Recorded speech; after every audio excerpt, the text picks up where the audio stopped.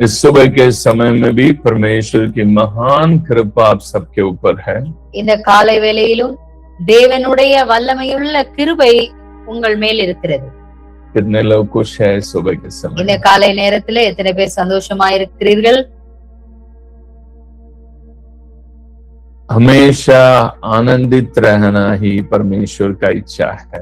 எப்பொழுதும் நாம் சந்தோஷமா இருப்பதுதான் தேவனுடைய விருப்பமாக இருக்கிறது। परमेश्वर के धर्मियों को किसी भी बलि वस्तु की कमी नहीं होता है। கர்த்தரை தேடுகிறவர்களுக்கோ ஒரு நன்மையும் குறைவுபடாது। परमेश्वर की धर्मियों को பயப்படுகிறவர்களுக்கு ஒரு நன்மையும் குறைவுபடாது। कल के दिन मैंने आपको बताया था परमेश्वर को डरना अलग होता है और दंड के लिए डरना अलग होता है। நேற்றைய தினத்திலே நான் உங்களுக்கு சொல்லியிருந்தேன், கர்த்தருக்கு பயப்படுகிற பயம் என்பது வேறு, தண்டனைக்கு பயப்படுவது என்பது வேறு। आज बहुत सारे लोग दंड से डरते हैं। இன்னைக்கு நிறைய ஜனங்கள் என்னன்னா தண்டனைக்கு தான் பயப்படுறாங்க। बट उनको एक वहम है, मैं परमेश्वर की डरता हूँ। அவங்களுக்குள்ள ஒரு மாயை இருக்கிறது, நான் தேவனுக்கு தான் பயப்படுறேன்னு தப்பா புரிஞ்சுக்கிறாங்க।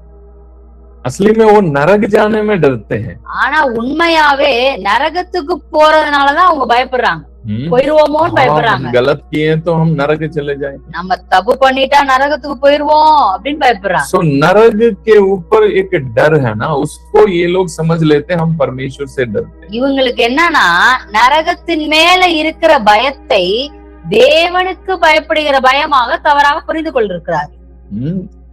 हमारे बहुत सारे लोग भी प्रचारक भी यही समझ के प्रचार करते हैं, लोगों को हम नरक से डरा के लोगों को सही कर दिया तो उनको परमेश्वर की डर आ गया। பிரசங்கிக்கிறவர்களும் மக்களை நரகத்துக்குரிய பயத்தை கொடுத்தா அவங்க நரகத்தை பயந்து தேவனுக்கு பயப்பட ஆரம்பிச்சிருவாங்க அப்படின்னு நினைச்சுக்கிறாங்க। நல்லவங்களா ஆயிருவாங்க, அந்த நல்லவங்களா ஆகிறதுக்கு பேர், அப்படி நல்லவங்களா ஆகிறதுக்கு பேர் கர்த்தருக்கு பயந்து நல்லவங்களானாங்க அப்படின்னு நினைச்சிட்டு இருக்காங்க। But fear of the Lord is different. கர்த்தருக்கு பயப்படுகிற பயம் என்பது வேறு।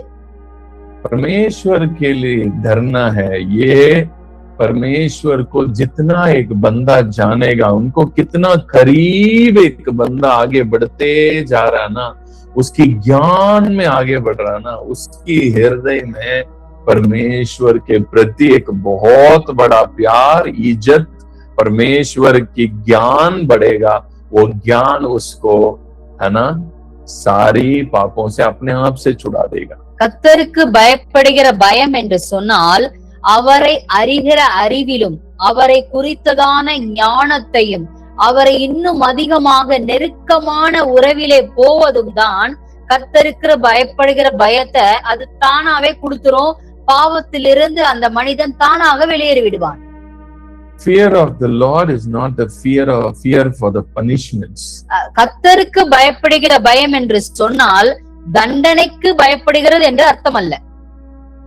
So आपके हृदय में परमेश्वर के डर आएगा ना, वो ज्ञान का शुरुआत है। உங்க வாழ்க்கையில உங்களுக்கு கர்த்தருக்கு பயப்படுகிற பயம் வரும் என்றால் நீங்கள் தேவனை அறிகிற ஞானத்தினுடைய தொடக்கமாக இருக்கிறது। वचन यही कहता है, கர்த்தருக்கு परमेश्वर के डरना ही ज्ञान का आरंभ है। நீதிமொழிகளிலே சொல்லப்பட்டிருக்கிறது, கர்த்தருக்கு பயப்படுதலே ஞானத்தின் ஆரம்பம் என்று சொல்லப்பட்டிருக்கிறது। So fear of the Lord कैसे ज्ञान को ला सकता है? எப்படி கர்த்தருக்கு பயப்படுகிற பயம் ஞானத்தை எப்படி கொண்டு வரும்? ज्ञान को कैसे लाएगा? ஞானத்தை எப்படி கொண்டு வரும்? क्योंकि जितना आप उनके बारे में जानना शुरू करेंगे ना, எத்தனை அதிகமாக அவரை அறிகிற அறிவை நீங்கள் ஆரம்பிக்கிறீர்களோ அறிவதற்கு, वो आपके हृदय में ज्ञान को बढ़ाना शुरू करेगा। आप आत्मिक ज्ञान में आगे बढ़ना शुरू करेंगे। அத்தனை அதிகமாக ஆவிக்குரிய ஞானத்தை பெற்றுக்கொள்ள நீங்கள் ஆரம்பிப்பீர்கள்। इसलिए वचन साफ साफ कह रहा है, परमेश्वर को डरना ही ज्ञान का शुरुआत है। அதனாலதான் வேதம் சொல்லுகிறது கர்த்தருக்கு பயப்படுதலே ஞானத்தின் ஆரம்பம். सो ये वाला मैटर ही कुछ और है। இது இந்த மேட்டரே வேற. और आज जो दूसरे आगमन से लोगों को डरा डरा के लोगों को जल्दी आने वाला आज रात यीशु आ जाएगा, ये हो जाएगा, वो हो जाएगा, फियर से किसी को आप ये वाले फियर कभी भी आपके जीवन में परमेश्वर की नजदीक आपको लेके नहीं जा सकता है। ஆனா இப்ப என்னன்னா இரண்டாம் வருகையை குறித்ததான பயத்தை ஜனங்களுக்குள்ளாக கொண்டு நீங்க ஆண்டவர் இன்னைக்கே வரப்போறாரு, நைட்டே வரப்போறாருன்னு நீங்க கொண்டு வர்றது அது வேற. பயத்தை கொண்டு வந்தால் நீங்கள் தேவனை நெருங்கி சேர முடியாது. हाँ, परमेश्वर का आगमन जरूर होने वाला है। ஆனால் கண்டிப்பாக இரண்டாம் வருகை இருக்கிறது, जरूर होगा, கண்டிப்பா இருக்கு. बट उसको देख के डरने की जरूरत नहीं। ஆனால் அதை கேட்டு அதை நீங்கள் பயப்பட தேவையில்லை. दूसरे आगमन से लोग डरने की कोई जरूरत ही नहीं है। இரண்டாம் வருகை குறித்து ஜனங்க பயப்பட வேண்டிய அவசியமே இல்லை. So if you are in Christ, நீங்கள் கிறிஸ்துவுக்குள் இருப்பீர்கள் என்றால் आपके लिए वो एक बहुत बड़ा गुड न्यूज है। அது இரண்டாம் வருகை என்பது உங்களுக்கு கிடைத்த மிகப்பெரிய நற்செய்தி. बहुत सारे वचन जो सेकंड कमिंग के बारे में लोग ले लेके प्रचार कर रहे हैं अभी, இரண்டாம் வருகையை குறித்து சில வசனங்களை வைத்து பேசுகிறார்கள் அல்லவா? आज बहुत सारे लोग बहुत सारे वचनों को लेके सेकंड कमिंग के बारे में प्रचार करते हैं। சில வசனத்தை வச்சு இரண்டாம் வருகையை அதை கனெக்ட் பண்ணி பேசுறாங்கல்ல. But those verses, वो जो वचन वो सेकंड कमिंग के बारे में, मतलब जीसस क्राइस्ट का सेकंड कमिंग के बारे में नहीं है वो। ஆனால் உண்மையாகவே இயேசு கிறிஸ்துவுடைய இரண்டாம் வருகை குறித்த வசனம் அது அல்ல. वो यीशु मसीह पुनरुत्थान है ना, यीशु मसीह जी उठने के बाद, यीशु मसीह जब स्वर्ग के लिए उठा लिया गया उसके बाद AD 70 के बारे में है वो सब। அந்த வசனங்கள் எல்லாம் இயேசு கிறிஸ்து உயிர்த்தெழுந்து பரமேறி சென்ற பிறகு ஒரு 40 ஆண்டு காலம் இயேசு உயிர்த்தெழுந்து பரமேறி போனதுக்கும் AD 70 ஒரு 40 ஆண்டு காலத்திற்குள்ளாக நடந்த சில நிகழ்வுகள் சரித்திரத்தில் இயேசு உயிர்த்தெழுந்த பிறகு ஒரு விஷயம் நடந்தது. என்னது? தேவாலயம் இடிக்கப்பட்டது. எருசலேம் தேவாலயம் இடிக்கப்பட்டு எருசலேம் தேவாலயம் ஒரு கல்லின் மேல் ஒரு கல்லிராதபடிக்கு அது முற்றிலுமாக தீக்கரையாக்கப்பட்டது. அதுல இருந்த வெள்ளியும் பொன்னும் உருகி போனது. அதை எல்லாத்தையும் அன்னைக்கு இருந்த ராஜா AD 70 இயேசு மத்தேயு 24வது அதிகாரத்திலே அவர் சொன்னபடியே இந்த கல்லின் மேல் ஒரு கல்லிராதபடிக்கு இது இடிக்கப்பட்டு போகும்னு சொன்னபடியே AD 70 அந்த சம்பவங்கள் எல்லாம் நிறைவேறி முடிந்தது.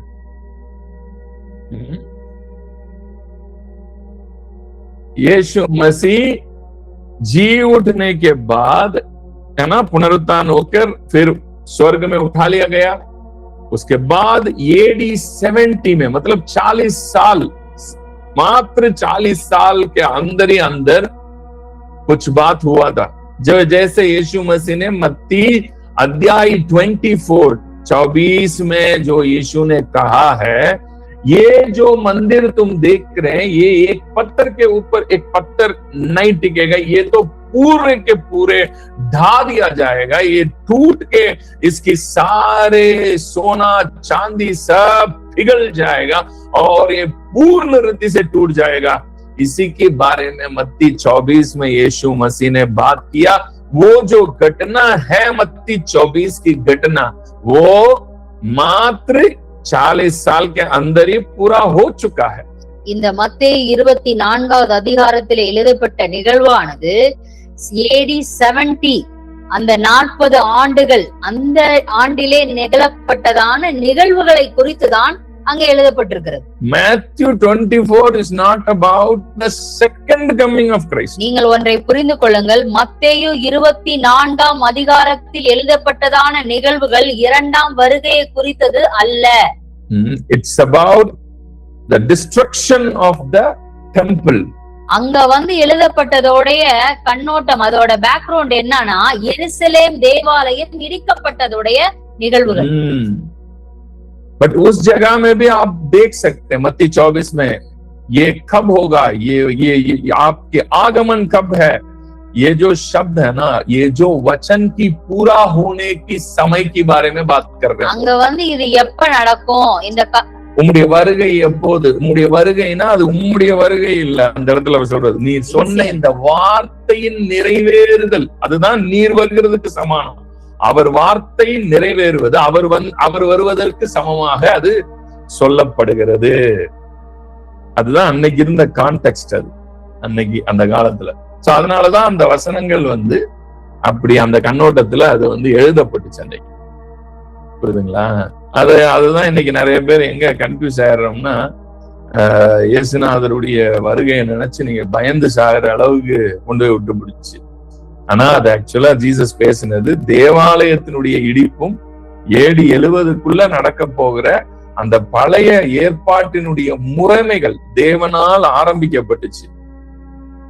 பழைய ஏற்பாடு தேவனால தானே ஆரம்பிக்கப்பட்டுச்சு. அது AD 70ல ஆண்டவரே அதை என்ன செஞ்சிட்டார், தேவாலயத்தை இடிச்சு அந்த பலி செலுத்துற முறைமைகளை எல்லாம் முடிச்சு விட்டுட்டார். ஏன்னா இப்ப ஒரே பலி செலுத்தப்பட்டாயிற்று. அதுதான் எபிரேயர்ல பவுல் எழுதுறாரு. என்னது? ஒரே பலி தான், அது கிறிஸ்து தான். அந்த பலி இப்ப செலுத்தப்பட்டாயிற்று, இனி செலுத்தப்படுவதற்கு வேறொரு பலி இல்லையேன்னு எழுதுறாரு. இனி வேற ஒரு பலி கிடையாது, ஆனா இங்க பலி செலுத்தப்பட்டு இருக்கு இன்னமும். அததான் அங்க எழுதுறாங்க. இன்னும் சீக்கிரத்துல இந்த பலி, இந்த முறைமைகள் எல்லாமே முடிவுக்கு வந்துடும். அவ்வளவுதான் ஆண்டவர் ஆரம்பிச்சது. அது எல்லாமே நிழலாட்டம் தான். வரப்போகிற கிறிஸ்துவுக்கு அது எல்லாமே நிழலாட்டமாக பழைய ஏற்பாட்டுல ஆண்டவர் கொடுத்தது. இப்பதான் ஒரிஜினலே நிறைவேறி முடிஞ்சிருச்சு. அப்ப ஆண்டவர் அதை என்ன செய்யணும், அத கதம் கர்னா செய்யணும், அதை முடிக்கணும்ல. அததான் அங்க பவுல் எழுதுறார். இனி செலுத்தப்படுறதுக்கு வேற ஒரு பலி இல்லையே, இது சீக்கிரத்திலே இதெல்லாம் அழிஞ்சு போயிரும், இதெல்லாம் முடிஞ்சு போயிரும், இந்த முறைமைகள் எல்லாம் காணாம போயிரும் அப்படிங்கறதுதான் அவங்க எபிரேயர்ல எழுதுறாங்க. பேதுரு 1 பேதுருல எழுதுறாரு, 2 பேதுருல எழுதுறாரு. இதெல்லாம் அதை எழுதுன மேட்டர் தான். समझ आ रहे हैं? सो जो कुछ भी पुराना नियम में बलिदान चढ़ाना और बलि करना, ये सब क्या है? यीशु मसीह का चिन्ह है। वो यीशु मसीह ही असली बलिदान है, जो मानव जाति के लिए परमेश्वर के द्वारा दिया गया मेमना मसीह यीशु है। जो कुछ भी पुराना नियम में दिखाया जा रहा है, वो सब कुछ क्या है? सिर्फ मात्र इस ओरिजिनल बलिदान का जो आने वाला था उसका चिन्हता है। ठीक है? अब यीशु मसीह आ गया, मेमना आ चुका है और हमारे लिए क्रूस में बलिदान हो भी गया। अब परमेश्वर ने पुराना नियम में जो नियमों को शुरू किया था, वो सारे नियमों को परमेश्वर खुद ही खत्म करेगा, इसको बंद करेगा। इसी को ही पौलुस हेब्रानियों की किताब में लिख रहा है पूरा। और कोई बलि है ही नहीं है। आप हेब्रानियों अच्छे से पढ़ के देखो, वहां पे लिखा है और कोई बलि है ही नहीं है बलिदान देने की। कहां है और एक बलि? जो बलि था वो हो चुका है। ये जो नियम चल रहा अभी भी, ये बहुत जल्दी खत्म हो जाएगा। यही है हेब्रानियों की किताब। எபிரேயர்களை நீங்கள் பார்ப்பீர்கள் என்றால் வேறு பலி அல்ல, ஜீவ பலியாக கிறிஸ்து நமக்காக ஜீவ பலி ஆனார் என்று போடப்பட்டிருக்கிறது. और कोई बलि है ही नहीं है। तुम लोग अभी भी बलि चढ़ा रहे हो, ये बलि है ही नहीं है। நீங்க இப்பயும் பலிகளை செலுத்திக்கிட்டு இருக்கீங்க, இது பலியே அல்ல அப்படின்னு சொல்லி பவுல் எழுதுறார். अभी मैं कुछ कुछ वचनों को आपको इब्रानियों से दिखाऊंगा ताकि आपको और अच्छा से पता चले मैं क्या कह रहा हूं. எபிரேயர்ல இருந்து சில வசனங்களை நான் காட்டுகிறேன், அப்பொழுதுதான் இன்னும் கொஞ்சம் உங்களுக்கு தெளிவாயிரும். वचन अध्याय 8 का எபிரேயர் 8வது அதிகாரம் वचन 13 13வது வசனம் 13. ठीक है. புது உடன்படிக்கை என்று அவர் சொல்லுகிறதினாலே முந்தினதை பழமையாக்கினார். पुराना जो पहला था वो पुराना हो गया. பழமையானதும் जो पुराना हो गया था நாள்பட்டதுமாய் இருக்கிறது अब वो समय भी उसका खत्म हो गया. உருவழிந்து போகும் காலம் சமீபத்திருக்கிறது. अब वो सारे पुराना चीजें जो बलिदान ये सब உருவழிந்து போகும் காலம் வருகிறது. உருவழிந்து போகும். कितने लोग बातें समझ आ रहा है? वो वचन हिंदी में पढ़े कोई एक जन प्लीज. इब्रानियों 8 का 13 जल्दी पढ़े. Hebrews chapter 8 verse 13. हिंदी में कौन है?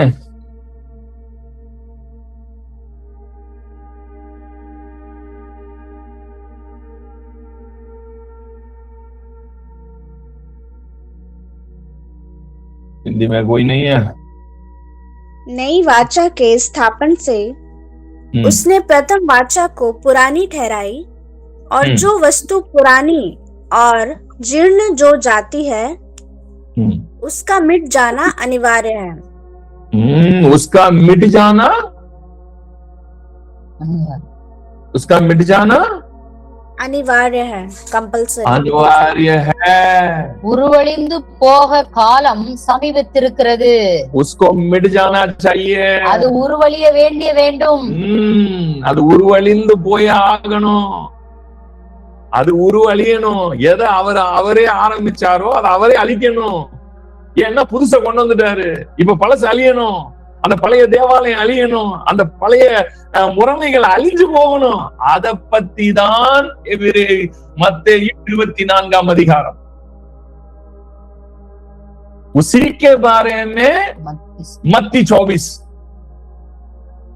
इसलिए यीशु मसीह उस मंदिर के अंदर जाकर उस मंदिर के अंदर से खड़े होकर बोल रहा है, ये जो तुम देख रहा है ना, ये सब एक पत्थर के ऊपर एक पत्थर नहीं रहेगा, ये पूर्ण रीति से ढा दिया जाएगा. இதை குறித்துதான் இயேசு கிறிஸ்து தேவாலயத்திலே நின்று சொல்லுகிறார், ஒரு கல் மேல் இராதபடி முற்றிலும் இது முறியடிக்கப்படும் என்று சொல்லுகிறார். कितने लोगों को बातें समझ आ रहा है? எத்தனை பேருக்கு சொல்றது தெளிவாகுது? It is very difficult for some people to digest. இது நிறைய பேருக்கு இத சரி அவங்களுக்கு இத புரிந்து கொள்றது செரிக்கிறது ரொம்ப கஷ்டம். क्योंकि आपके अंदर इतना गहरी में पहुंचा दिया कि है ना ये बात ये मत्ती 24 जो है, it's all about the second coming. It's not about second coming. It's about AD 70. ஏனா ஆழமா உங்க இருதயத்தின் ஆழத்துல மத்தேயு 24 இரண்டாம் வருக அப்படின்னு ஆழமா பதிச்சிட்டாங்க. உன்னை புரிஞ்சுக்கோங்க, மத்தேயு 24வது அதிகாரம் இரண்டாம் வருகை குறித்தது அல்ல, அது AD 70 அதை குறித்தது. यीशु मसीह का पुनरुत्थान के बाद 40 साल के बाद एक बहुत बड़ा घटना हुआ है जो यहाँ पे पौलुस लिख रहा है ना, ये जो पुराना ये मिटेगा, ये ढा दिया जाएगा, ये खत्म हो जाएगा, जो जेरूसलम में है तुम भाग जाओ, जब यीशु ने कहा ना, ये सब कुछ हो चुका है.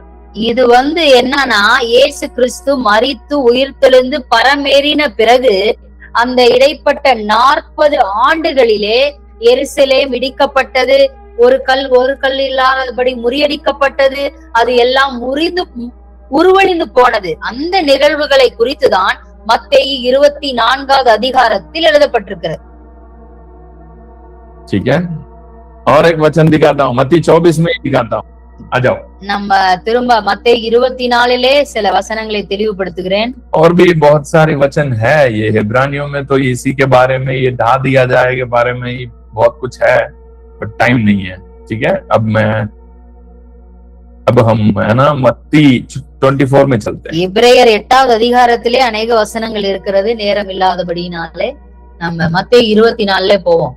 जो कुछ भी यीशु मसीह यहाँ पे बात कर रहा है, இங்க 24வது மத்தேயு 24வது இடத்துல எதெல்லாம் பேசுறாரோ, मत्ती 24 में जो कुछ भी बात कर रहा है, எதெல்லாம் பேசி இருக்கிறாங்களோ वो सब यीशु मसीह है ना यहाँ पे बोल रहा है। वर्स 33 से पढ़े। 24வது அதிகாரம் 33 நான் படிக்கிறேன். அப்படியே இவைகளை எல்லாம் நீங்கள் காணும்போது அவர் சமீபமாய் வாசல் அருகே வந்திருக்கிறார் என்று அறியுங்கள். இவைகள் எல்லாம் சம்பவிக்கும் முன்னே, ये सब कुछ होने के पहले, இந்த சந்ததி ஒளிந்து போகாதென்று மெய்யாகவே உங்களுக்கு சொல்கிறேன். ये जो लोग है ना मेरे सामने जो खड़े हैं ना, ये जो पीढ़ी है ना, ये क्या नहीं होगा, ये पीढ़ी। இயேசு அந்த நிகழ்வை சொல்லும் பொழுது அவருக்கு முன்னாடி நின்ன சந்ததிகளை பார்த்து சொல்லுகிறார், இவைகளெல்லாம் சம்பவிக்கும் முன்னே இந்த சந்ததி ஒளிந்து போகாதென்று மெய்யாகவே உங்களுக்கு சொல்கிறேன். ये जो घटना इसी जनरेशन में होने वाला, ये जनरेशन के लोग देखेंगे इस चीज को। இந்த நிகழ்வுகள் நடைபெறுவதற்கு முன்னே இவங்கெல்லாம் எல்லா சந்ததிகளும் இந்த நிகழ்வை பார்ப்பாங்க அப்படின்னு சொல்றாரு. இங்க நிக்கிற நீங்க யாரும் சாக மாட்டீங்கடா. இயேசு ஒரு கூட்டத்துல நின்னு பேசிக்கிட்டு இருக்காருல்ல, அப்ப மத்தேயு 24 ஒரு கூட்டத்துல பேசினாரா இல்லையா, அந்த மக்களுக்கு சொல்றாரு, இவைகள் எல்லாம் சம்பவிக்கும் முன்னே இந்த சந்ததி, இப்போ ஒரு சந்ததி என் கூட வாழுது இல்ல, நான் வாழ்ற இந்த காலத்துல ஒரு சந்ததி வாழுது இல்ல, இந்த சந்ததி இதை என்ன செய்யும், பார்க்கும்ன்றாரு. அதுதான் அந்த வசனத்தை சொல்றாரு, இவைகள் எல்லாம் சம்பவிக்கும் முன்னே இந்த சந்ததி ஒளிந்து போகாது. இந்த ஜெனரேஷன் முடியறதுக்கு முன்னாடியே இது வந்துரும். कितने लोगों बातें समझ आ रहा है? ये जो पीढ़ी है ना, ये पीढ़ी देखेगा इस चीज को। இந்த நிகழ்வுகளை இந்த சந்ததி பார்க்கும் அப்படின்றார். पढ़े इस वचन को, हिंदी में पढ़े वचन 34 को, मत्ती 24:34, मत्ती 24:34 जल्दी पढ़े बेटी ज्योति।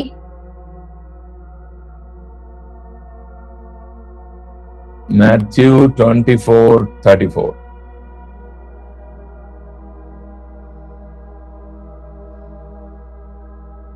और कोई है?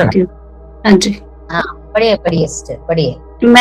मैं तुम लोगों से सत्य कहता हूँ कि इस पीढ़ी के लोगों के जीते जी ही ये सब बातें घटेंगी। इससे और क्या बताऊं यार मैं, இதை விட வேற என்ன ப்ரூஃப் உங்களுக்கு காட்டுறது? इससे और क्या दिखाऊं मैं, வேற என்ன காட்டுறது உங்களுக்கு? ये जो पीढ़ी जीते जीते ही ये बातें हो जाएगा। இந்த வாழ்கிற இந்த சந்ததி அது போவதற்கு முன்னே இந்த நிகழ்வுகள் நடந்துவிடும். हिंदी में और தமிழ்ல கூட ஒரு மாதிரி ரொம்ப செந்தமிழ்ல எழுதி விட்டாங்க. ஹிந்தியில பாத்தீங்கன்னா அப்படியே பச்சையா எழுதி வச்சிருக்காங்க. இந்த நிக்கிறீங்க பாருங்க, நீ உயிரோட இருக்கும் போது இதெல்லாம் நடந்துரும் அப்படின்னு எழுதிருக்கு ஹிந்தியில. நீங்க கேக்குறீங்கல்ல, நீங்க எல்லாம் உயிரோட இருக்கும் போதே நடக்கும் அதெல்லாம் அப்படின்றாரு. जीते जीते ही வாழ்ந்துட்டு இருக்கிறப்பே। और एक बार पढ़िए सिस्टर, हिंदी में और मजा आ रहा है। और एक बार पढ़े वही वचन को 24:34। मैं तुमसे सत्य कहता हूँ कि इस पीढ़ी के लोगों के जीते जी ही ये सब बातें घटेंगी। जीते जीते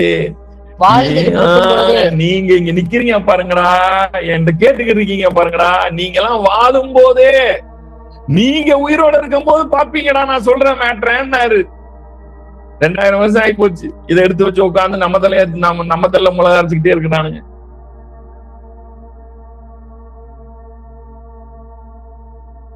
कितने लोगों को बातें समझ आ रहा है? थोड़ी गहरी है, क्या करें, समझना ही पड़ेगा, नहीं तो गड्ढे में गिरोगे।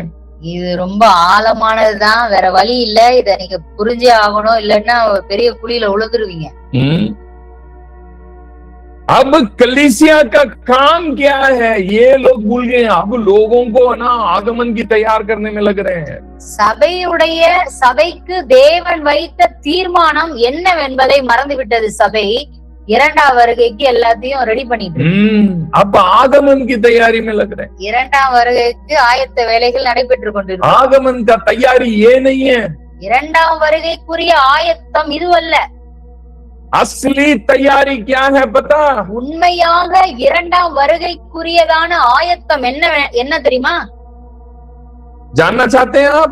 असली में तैयार कैसे होना है? दूसरे आगमन कब होगा पता? दूसरे आगमन कब होने वाला है पता? உண்மையாக இரண்டாம் வருகை எப்ப வரும், அது ஆயத்தம் என்னன்றத தெரியணும்னு ஆசைப்படுறீங்களா? चाहते हैं? ஆசைப்படுறீங்களா? पढ़े इब्रानियों की किताब अध्याय 10। படிப்போம். எபிரேயர் 10வது அதிகாரம். Hebrews chapter 10 verse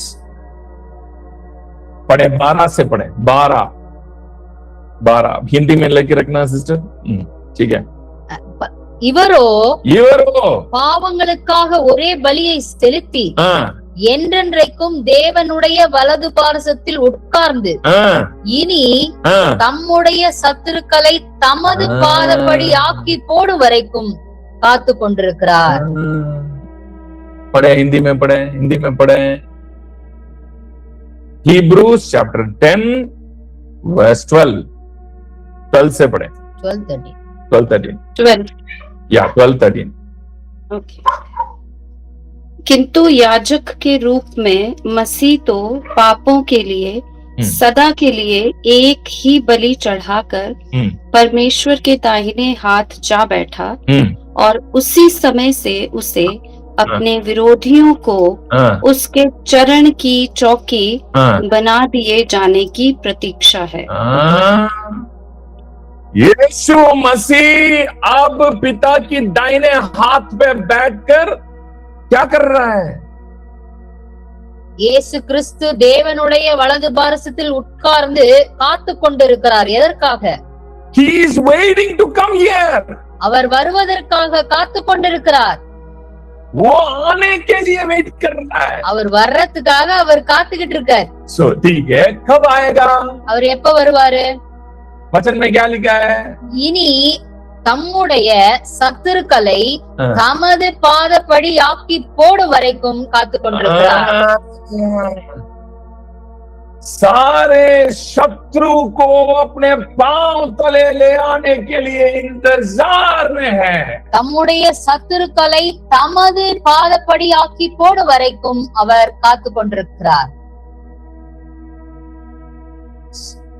शत्रु को पांव तले ले आना ना, சத்துருவ வந்து பாதத்துக்கு கீழே கொண்டு வரணும்ல. यीशु मसीह के आगमन आना है तो शत्रु पांव तले आना। இயேசு கிறிஸ்து வரணும்னா சத்துருக்களை பாதப்படி ஆக்கி போடணும். कलीसिया शत्रु को पांव तले ले आने की काम करना छोड़ दिया। சபையானது சத்துருக்களை பாதத்துக்கு கீழே கொண்டு வர வேலையை விட்டுட்டு दूसरे आगमन आने वाला है, डरो डरो डरो डरो, இரண்டாம் வருகை வரப்போகுது, பயப்படுங்க, நடுங்குங்க. The work of the church is to bring every enemy under his feet. சபையுடைய பொறுப்பு, வேலை எல்லா சத்துருக்களையும் தமது பாதப்படி ஆக்கி போடுகிறதான வேலையை அடைந்திருக்கிறது. अब वो कहां बैठा है? यीशु मसीह अभी किधर बैठा है? இயேசு எங்க உட்கார்ந்து இருக்கிறாரு? यीशु मसीह किधर है? இயேசு எங்க அமர்ந்து இருக்கிறார்? स्वर्गीय स्थानों में पिता के दाहिने हाथ में। பரலோக உன்னதங்களிலே தேவனுடைய வலது பாரசத்தில் உட்கார்ந்து இருக்கிறார். वो स्वर्ग पे बैठ गया, அங்க உட்கார்ந்து இருக்கிறார். सारे अधिकार, आकाश और पृथ्वी की सारे अधिकार अभी यीशु के हाथ में है। வானத்திலும் பூமியிலும் சகல அதிகாரம் அவர் கையிலே இருக்கிறது. The second Adam के हाथ में है। இரண்டாம் மாதாமாகிய இயேசு கிறிஸ்துவின் கையிலே எல்லா அதிகாரமும் இருக்கிறது. जो पहला आदम ने खोया, पहला आदम ने जो इस दुनिया के अंदर जिस शत्रु को यहाँ पे आने के लिए अनुमति दे दिया, वो सारे शत्रु को नाश करने के लिए अब यीशु मसीह स्वर्गीय स्थानों में बैठा हुआ है। முதலாம் ஆதாமின் மூலமாக மரணம் இந்த மனுக்குலத்திற்கு வந்து ஆளுகை செய்தத ஜெயிச்சு இரண்டாம் ஆதாமாகிய இயேசு கிறிஸ்து தேவனுடைய வலது பாரசத்தில் அமர்ந்திருக்கிறார்। अब वो स्वर्गीय स्थानों में है, அவர் வலது பாரசத்திலே தேவனோடு அமர்ந்திருக்கிறார்। ठीक है। अब शत्रु किधर है? சத்துரு எங்க இருக்காங்க? எங்க இருக்கு? शत्रु स्वर्ग में है या पृथ्वी में है? சத்துரு வந்து பரலோகத்துல இருக்கா, பூமியில இருக்கா? बोलो भाई, பூமியில भाई। இருக்கு। हाँ, बस बस बस, पृथ्वी में है ना। பூமியில இருக்குல்ல? अब पृथ्वी में कौन है? பூமியில யார் இருக்கா? இந்த மண்ணுலகத்துல யார் இருக்கா? वो स्वर्गीय स्थानों में है। இயேசு கிறிஸ்து தேவனுடைய வலது பாரசத்தில் இருக்கிறார்। हाँ। अब पृथ्वी में कौन है? இந்த பூமியில யார் இருக்கா? நாங்க இருக்கிறோம்। कलीसिया, சபையானது இருக்கிறது। ठीक है ना, कलीसिया हम है। நம்மதான் हम अब सर स्वर्ग पे बैठा है, शरीर पृथ्वी पे है। अब सर का जो प्लान है उसको बॉडी पूरा करना चाहिए ना। தலையாகிய கிறிஸ்து உன்னதங்களில் இருக்கிறார், அவருடைய அவயங்களாகிய நாம் சபையாக இருக்கிறோம்। தலையாகிய அவருடைய அதிகாரம், அவருடைய திட்டத்தை நம்மளும் நிறைவேற்றிருக்கிற கடமையை பெற்றிருக்கிறோம்। ये पृथ्वी को राज्य करने वाले, इस सृष्टि को राज्य करने वाले, मृत्यु की सामर्थ्य को नाश करके मृत्यु को हमारे पांव तले लेके आने वाला काम अभी कलीसिया की है। இந்த முழு சிருஷ்டிப்பையும் நாம் அதிக ஆளுகை செய்யவும், இந்த முழு பிரம்மாண்டத்தையும் ஆளுகை செய்யவும் மரணத்தின் மேல் ஆளுகை கொண்டு வருகிற வேலை சபைக்கு கொடுக்கப்பட்டிருக்கிறது। अब कलीसिया ये सारा काम छोड़ दिया है। சபையானது இந்த வேலையெல்லாம் விட்டுருச்சு। अब दूसरे आगमन, बाप रे बाप, है ना। ஐயோ, இரண்டாம் வருகை வருது, எல்லாம் ரெடி ஆகுது। आपकी सीट के नीचे चूल्हा लगा के बैठे हैं आप लोग, यीशु मसीह आने वाला, यीशु मसीह आने वाला। உங்க சீட்டுக்கு கீழே விறக வச்சுட்டு உட்காந்து அடியில விறக வச்சு விட்டாங்க நமக்கு। இப்ப உட்காரவும் இல்ல, எந்திரிக்கவும் இல்ல। இப்ப சபை என்ன செய்யணுமா, செய்ய வேண்டிய வேலையை விட்டு வேற வேலையை பார்த்துக்கு இருக்காங்க। மத்தேயு 24 எடுத்து வச்சுக்கிட்டு புலம்பிட்டு இருக்காங்க। மத்தேயு 24 அன்னைக்கு வாழ்ந்த சந்ததிக்கு பேசினதுதான், அது அன்னைக்கு கதை। இப்ப சபையோட வேலை என்ன தெரியுமா? மரணத்தின் மீது ஆளுகை செலுத்துகிற ஒரு சந்ததி எழும்ப வேண்டும், மரணத்தை பாதப்படி ஆக்கி போடுகிற ஒரு சந்ததி எழும்ப வேண்டும்। இந்த பூமியிலே கிறிஸ்துவினுடைய ராஜ்யம் அவர் காத்து கொண்டிருக்கிறார்। எதுக்கு காத்திருக்கிறாரு? சகல சத்ருவையும் பாதப்படி ஆக்கி போடும் வரை அவர் அங்கதான் இருக்கணும்। புரியுதுங்களா? சும்மா வர முடியாது। ஏன்னா அவர் அங்க இருந்து ஆளுகை செஞ்சாதான் இங்க சபை, அங்க தலை இருந்தாதான் பாடி இங்க இருந்து அந்த வல்லமையோடு இங்க செயல்பட முடியும்। இந்த ஞானம் உங்களுக்கு பிறந்தாதான் வருகைக்கே நீங்க ரெடி ஆக முடியும்। सर वहां पे बैठ के इंतजार में है। क्यों? सर वहां पे बैठना जरूरी है, सिर वहां पे बैठना जरूरी है। क्यों? तभी बॉडी यहां पे रहकर वही सामर्थ्य जो सर में जो पावर और अथॉरिटी है उसको ये यहाँ पे हम दिखा सकते हैं। ठीक है, यहाँ पे शत्रु को पकड़ के पांव तले लेके आ सकते हैं। इसलिए वो वहीं पे ही बैठना पड़ेगा। आगमन तभी होगा जब यहाँ पे कलीसिया अपनी असली पहचान को समझकर सारे शत्रु को पांव तले लेके आने का काम करेगा, तभी आगमन होगा।